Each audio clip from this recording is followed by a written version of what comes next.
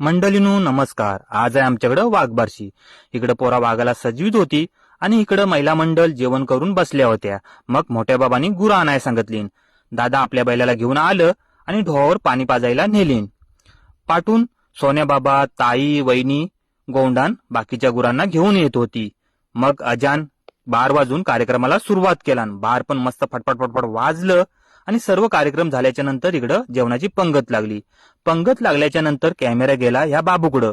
बाबून पण थोडी जेवताना स्टाईल मारला आणि त्याला बघून मला शाळेतल्या वनभोजनाची आठवण आली.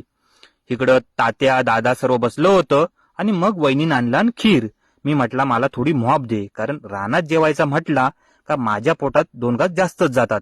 मस्त जेवण झाला आणि मग वहिनीन टोप ओलवला आणि इकडं मग दादा तात्या यांचं मस्तपैकी विषय रंगलं आणि पुढं मग दादा वहिनी यांनी घराची वाट धरली.